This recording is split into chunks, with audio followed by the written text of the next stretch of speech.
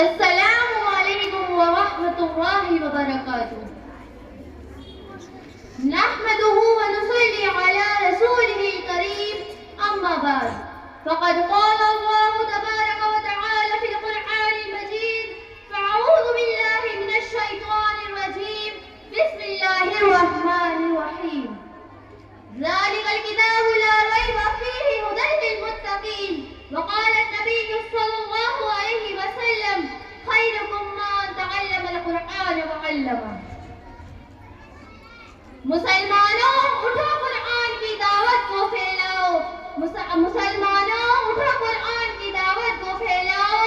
جہان میں عما کو عافیت کی راز سمجھاؤ. زمانہ آج بھی قرآن ہی سے فیض پائے گا.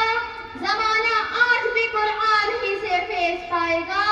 مٹے گی ظلمت شب کی سورج جگمگائے گا. صدر محترم، حاضرین محفل اور میری عزیز ماں اور بہنوں، آج کی اس محفل میں، آج کی اس مبارک اجلاس میں میرا موضوع سخن دنیا کی سب سے پاکیزہ و مقدس کتاب قرآن پاک ہے. وہ قرآن جس پہ چڑھتے سورج کی طرح ہمیں یقین ہے کہ اس کا ایک ایک حرف سچا اور صادق ہے. وہ قرآن پاک جس کی زبان مقدس، بیان مقدس اور جو فصاحت اور بلاغت کا ٹھاٹھے مارتا سمندر ہے.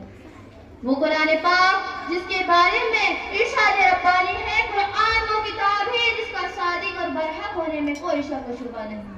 جس کے بارے میں محسن انسانیت حضور پاک صلی اللہ علیہ وسلم نے یہ ارشاد فرمایا کہ تم میں سب سے بہتر وہ شخص ہے جو قرآن کو سیکھے اور سکھائے.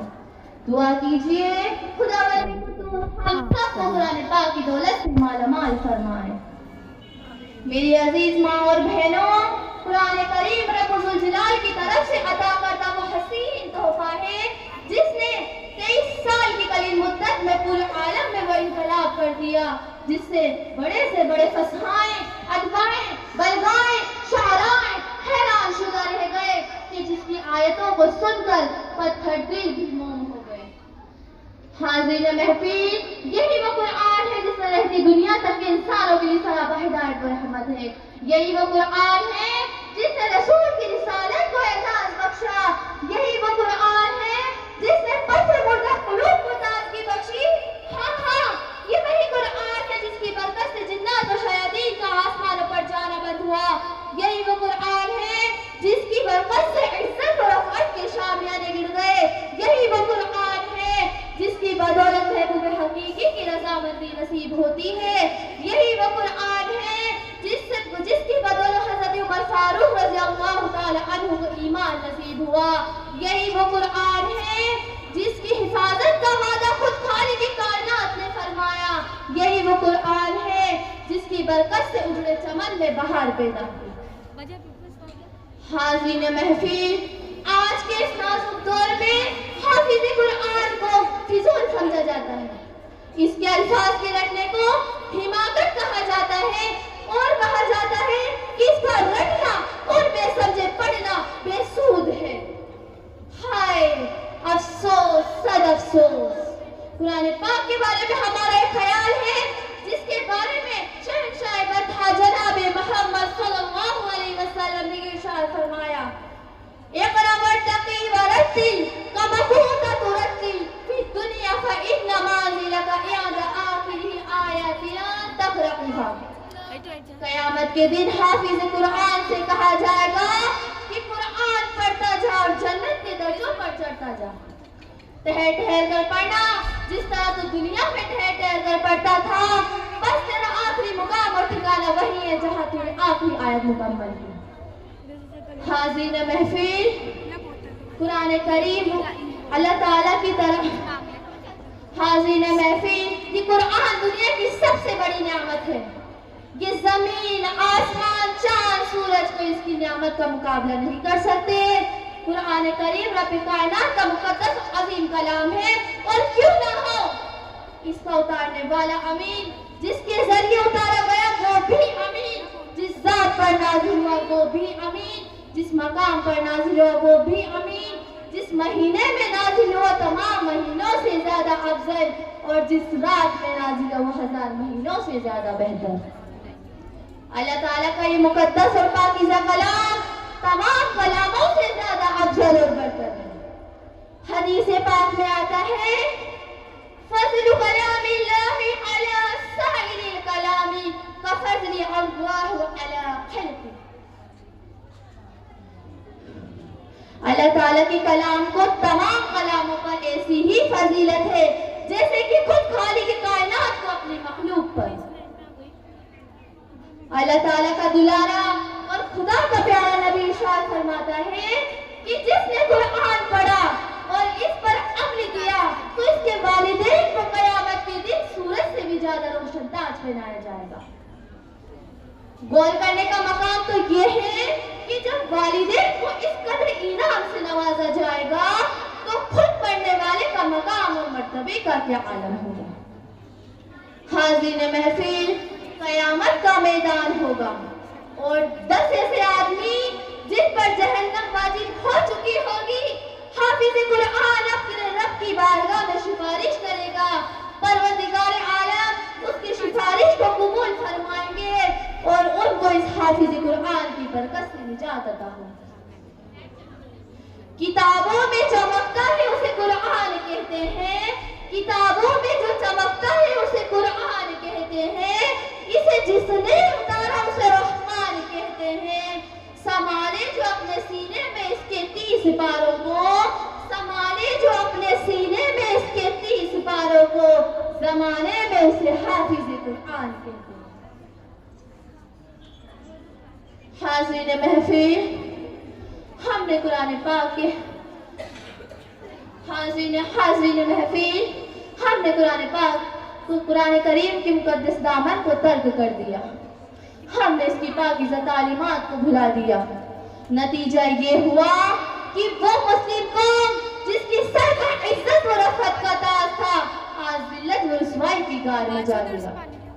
وہ مسلم قوم جس کی کامیابی آگے بڑھ کر استقبال کرتی تھی ناکامی اس کا مقرر بن گئی۔ وہ قوم جس نے کبھی بڑی بڑی سلطنت اور فریضوں کا انجام دیا تھا آج غلامانہ زندگی بسر کر رہی ہے۔ وہ قوم جس کی ایک آواز پر افریقہ کے جنگلوں میں خونخوار درندوں نے میدان خالی کر دیا تھا آج ایک چیونٹی بھی اس کا حکم ماننے کو تیار ہے۔ وہ قوم جس کی ماضی روشن اور تابناک تھی حال و مستقبل میں تاریک، مگر افسوس صد افسوس، قرآن آیا تو زمین و مکان میں زندگی آئی، قرآن آیا تو مذہب اسلام پھیلا، قرآن آیا تو ساری کائنات کو نور ملا، قرآن آیا تو کفر و شرک کا در ٹوٹا، قرآن آیا تو توحید ملی، ایمان ملا۔ ہاں مجھے کہہ دینے دیجیے کہ قرآن آیا تو روشنی آئی، قرآن آیا تو شریعت ملی، احکام ملے، قرآن آیا تو عزت ملی، شرافت ملی، قرآن آیا تو ضلالت کی بھٹکتی وادیوں میں انسانوں کو درد و غم ملا، قرآن آیا تو دوستو سب کچھ ملا۔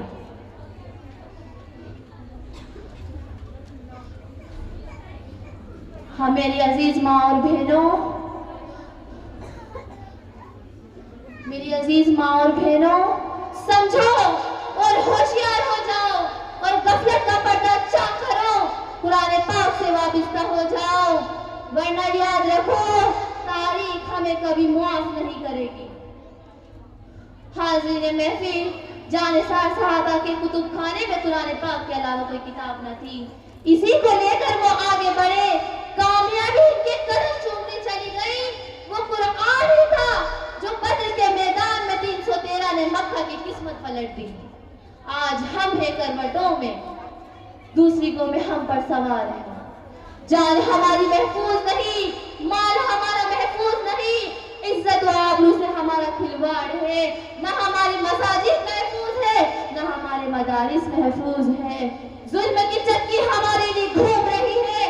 مسلمانوں، ایک وہ دور تھا جب مسلمانوں کا مقابلہ حامان ابن ولی سے ہوتا ہے، اس دشمن خدا دشمن رسول کے پاس طاقت و قوت ہے، 60,000 کا لشکر لے کر چل رہا ہے، اسلامی فوج 10,000 ہے۔ اسلامی فوج کے کمانڈر حضرت خالد بن ولید ہے۔ مسلمانوں کو اس کا بھی علم نہیں کہ دشمن فوج کے پاس کتنی تعداد ہے۔ مشورہ ہوتا ہے. حضرت خالد بن ولید سے کہا جاتا ہے کہ آپ 300 آدمی لے جائیں اور معلوم کریں کہ دشمن کی فوج کہاں ہے, ان کی تعداد کتنی ہے, ان کے پاس سامان کیا ہے. صحابہ کرام کی ایمانی قوت دیکھے, کہتے ہیں کہ مجھے 300 کی ضرورت نہیں ہے, میرے ساتھ صرف 30 آدمی کافی ہیں.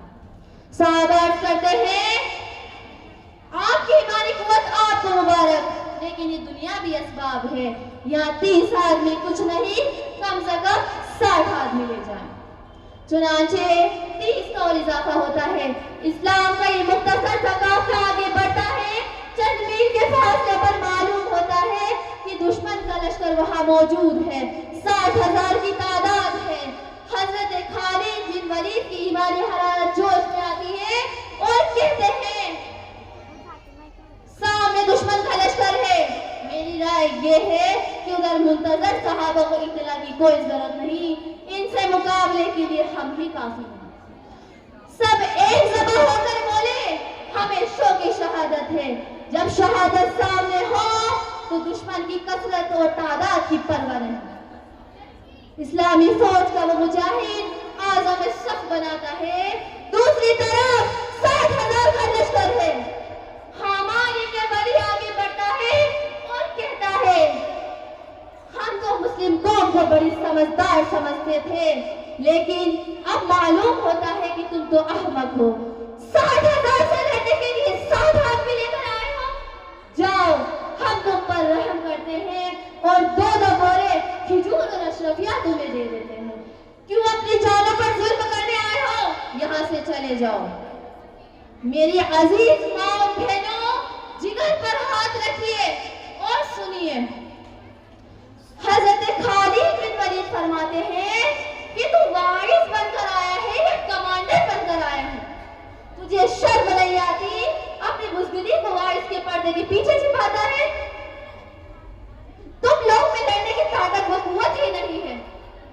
حامان ابن ولی اسلامی فوج کی وہ مجاہد کے للکار سن کر جوش میں آتا ہے اور اپنی فوج کو حکم دیتا ہے کہ ان 60 آدمیوں کو پکڑ لو. چنانچہ صحابہ کرام ان میں گھس جاتے ہیں. راوی کہتا ہے کہ وہ رسول خدا کے جانور سپاہی گھستے تو نظر آئے, پھر پتہ نہیں وہ کہاں ہے. صرف 3 گھنٹے میں جنگ کا فیصلہ ہوتا ہے. تاریخ شاید زمین و آسمان گواہ ہے, 60,000 کا 60 نے منہ پھیر دیا. میری عزیز ماں اور بہنوں, میں یوں پوچھنا چاہتی ہوں کہ وہ کون سی چیز تھی جس میں صحابہ کرام نے اتنی طاقت و قوت پیدا کی؟ میری عزیز ماں اور بہنوں, کو قرآن ہی تھا جس نے 1 کو 1,000 پر بھاری کر دیا. کسی نے سچ کہا, وعدہ غلبہ ہے مومن کے لیے قرآن میں, وعدہ غلبہ ہے مومن کے لیے قرآن میں, پھر جو تو غالب نہیں تو کچھ کسر تیرے ایمان میں. میری عزیز ماں اور بہنوں, اگر ہم چاہتے ہیں کہ ہماری ماضی کی طرح حال و مستقبل بھی روشن اور تابناک ہو جائے تو قرآن پاک سے وابستہ ہونا ہوگا, اسے سینے سے لگانا ہوگا. اگر ہم چاہتے ہیں کہ ہماری دنیا کے ساتھ ساتھ آخرت بھی سنور جائے تو اس کی تعلیمات پر عمل کرنا ہوگا.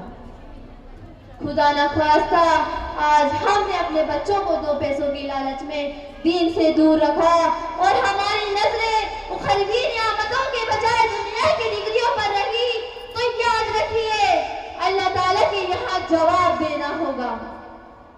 اب میں ایک شعر کے ساتھ اپنی تقریر کا اختتام کرتی ہوں. دعا کیجئے خداوند قدوس ہم سب کو قرآن سیکھنے, سکھانے اور اس پر عمل کرنے کی توفیق عطا فرمائے. ظلم ڈھانے سے ایمان نہ بدلے گا, ظلم ڈھانے سے ایمان نہ بدلے گا, جان جائے لیکن ایمان نہ بدلے گا.